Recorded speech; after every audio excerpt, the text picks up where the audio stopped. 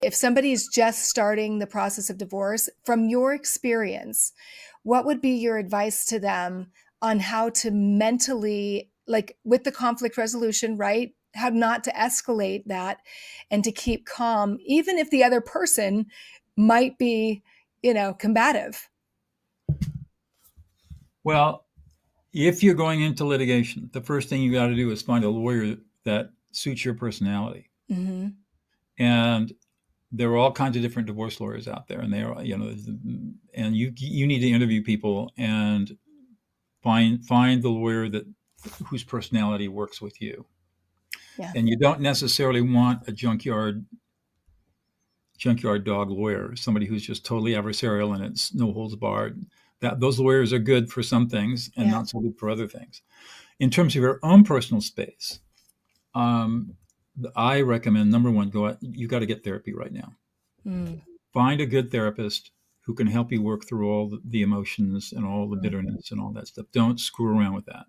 If you can't afford it, if you are a person of faith, then go get some help from your pastoral people, Yeah. your pastors. They're trying to do this sort of, and that's their job, is to help you work through this. So it's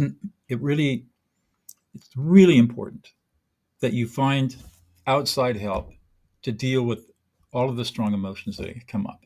And then as you go through the process, you're obviously going to get triggered. There are going to be times when you're supremely angry and furious. You're going to feel betrayed and abandoned and rejected. You're going to feel lost and hopeless and despair and miserable.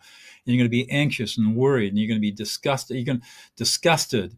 And at times you're going to be disrespected, Mm-hmm. and be insulted.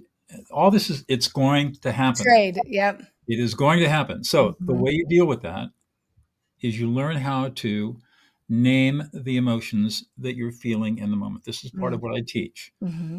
Brain scanning studies show that when you label your emotions, this is called self-affect labeling, affect, Mm-hmm. AFFECT. When you engage in self-affect labeling, Mm-hmm. you immediately calm the emotional centers of the brain related to negative emotions, and you activate a part of the brain called the right ventrolateral prefrontal cortex, which is part of your executive function, your thinking brain. Mm-hmm. It's very simple. You simply say, I'm angry. I'm frustrated. I feel really anxious. I'm worried. I'm terrified.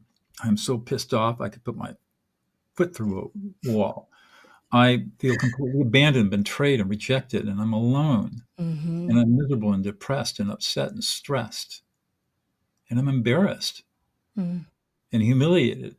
I have to tell my family that I was a failure in a relationship. Mm-hmm. These are the kinds of things you need to tell yourself.